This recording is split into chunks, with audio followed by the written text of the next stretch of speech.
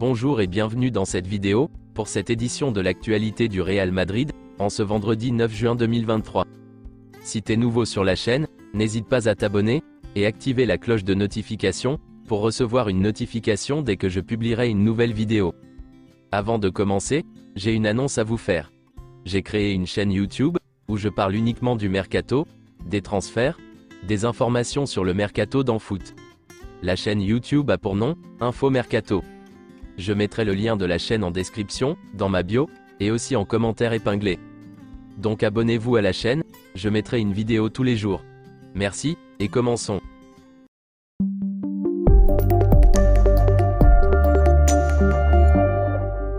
Nous souhaitons un joyeux anniversaire à Ferland Mendy, qui fêtait hier ses 28 ans.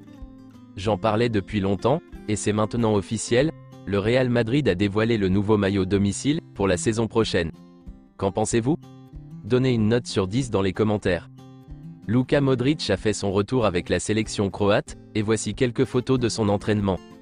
Toni Kroos, Lucas Vázquez, Valero, Fede Valverde et Dani Ceballos reprendront l'entraînement au Real Madrid le lundi 10 juillet.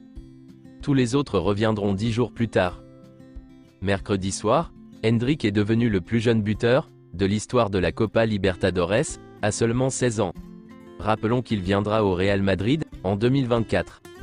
Le Brésil jouera en noir contre la Guinée, dans le cadre d'une action de lutte contre le racisme, et de soutien à Vinicius Junior.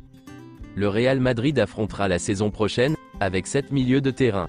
Modric, Kroos, Valverde, Bellingham, Camavinga, Tchouaméni et Ceballos. Le Real Madrid attend toujours des nouvelles de la commission de la concurrence, concernant l'affaire Valverde-Baena. Fede Valverde devrait manquer quelques matchs de championnat.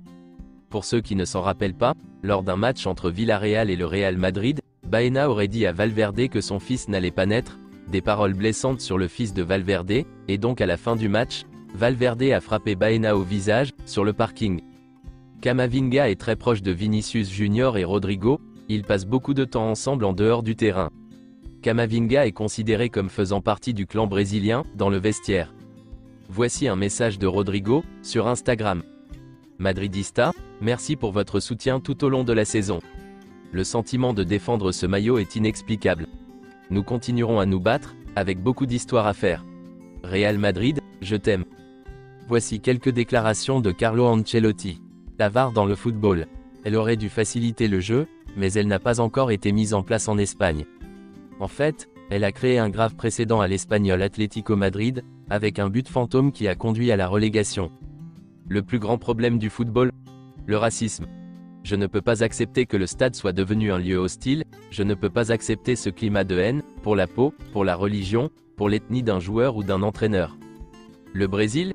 Je me sens bien au Real Madrid, j'ai une relation magnifique avec Florentino Pérez, la vie ici est magique. Voici la déclaration de Nick José, l'agent d'Alphonso Davies. Il y a beaucoup de choses à faire. J'ai parlé à d'autres clubs, mais nous n'avons pas eu de conversations approfondies avec qui que ce soit. Alphonso Davies est au Bayern Munich.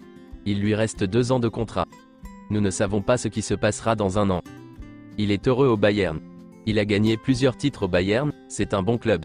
Quand on y pense, il n'y a pas beaucoup de clubs où il peut aller. Il y a peu de clubs où un athlète comme Alphonso Davies peut aller. Cristiano Ronaldo était à Madrid hier, et voici les déclarations qu'il a pu faire. Le Real Madrid va certainement gagner plus de Ligue des Champions à l'avenir. Je savais que Benzema allait venir en Arabie Saoudite, et c'est pourquoi j'ai dit que l'Arabie Saoudite ferait partie du top 5 des championnats à l'avenir, et que d'autres stars viendraient s'y ajouter. Mon avenir? J'aimerais jouer encore 2 ou 3 ans. Je suis toujours heureux d'être à Madrid. Lorsque je prendrai ma retraite, j'aimerais retourner vivre à Madrid. J'aimerais posséder un club à l'avenir. Comment ma célébration a-t-elle commencé?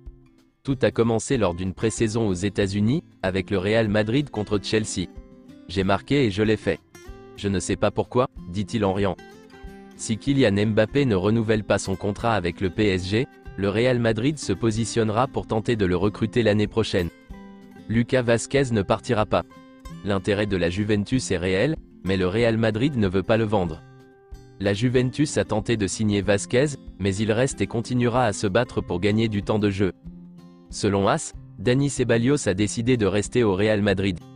Il va donc prolonger son contrat. L'accord est conclu, pour que Brahim Diaz signe un nouveau contrat de longue durée au Real Madrid, jusqu'en juin 2027, comme révélé en début de semaine. Brahim Diaz devrait être présenté la semaine prochaine au Santiago Bernabéu, comme une nouvelle recrue. Jude Bellingham a passé les examens médicaux, en tant que joueur du Real Madrid. Les contrats sont également signés, valables jusqu'en juin 2029. Le contrat de Jude Bellingham prévoit des bonus pour les buts, les titres, et un bonus personnel si Bellingham remporte le Ballon d'Or. Le plan du Real est de le présenter au Santiago Bernabéu, la semaine prochaine. Joselu reste l'option la plus proche et la plus abordable, pour remplacer Mariano au Real Madrid. Le Real Madrid apprécie Kai Havertz, mais il estime que 60 millions d'euros, plus les suppléments, c'est cher. L'opération n'avance pas en raison de son prix. Le Real Madrid a évalué Kai Havertz à 60 millions d'euros, les bonus compris dedans. Chelsea veut plus de 85 millions d'euros. L'intérêt demeure, mais le Real Madrid ne paiera pas ce que Chelsea demande. L'intérêt est donc refroidi. Le Real Madrid est prêt à payer pour un attaquant de pointe, et Ancelotti a demandé Harry Kane. Le conseil d'administration a rassuré Ancelotti, en lui disant qu'il ferait tout son possible pour le signer. Daniel Levy se bat pour conserver Harry Kane, mais le Real Madrid ne baisse pas les bras. Rien ne se passe dans l'immédiat. Le Real Madrid veut le joueur, mais cela dépend de Daniel Levy. Harry Kane est désormais la priorité absolue. Mais aucun contact n'a encore été établi.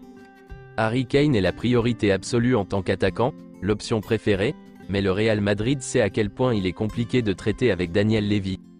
Au Real Madrid, on espère que la saga Harry Kane se terminera bien, avec une indemnité de transfert d'environ 80 millions d'euros. Le Real Madrid ne paiera pas plus de 100 millions d'euros pour lui. Harry Kane est attiré par l'idée de rejoindre le Real Madrid. Compte tenu du prestige du Real Madrid, Harry Kane est prêt à rejoindre la Liga. Ancien capitaine et surtout joueur emblématique du Real Madrid, Sergio Ramos a lui conseillé à Harry Kane de ne pas manquer le train Real Madrid. Voici sa déclaration. Mon conseil à tous les joueurs est de ne pas refuser l'opportunité de jouer pour le Real Madrid. C'est un club spécial qui sait comment gagner. Harry Kane a une présence physique incroyable. Vous ne pouvez pas marquer autant de buts en Première Ligue si vous n'êtes pas capable de répondre au niveau physique. Mais il a également des qualités techniques, et je ne pense pas qu'il soit suffisamment reconnu pour ça. C'est un grand buteur, et un grand joueur de football. C'est tout pour cette édition de l'actualité du Real Madrid, et merci de nous avoir suivis. Abonne-toi si t'as aimé la vidéo, mets un j'aime, et à la prochaine pour plus d'infos sur le Real Madrid.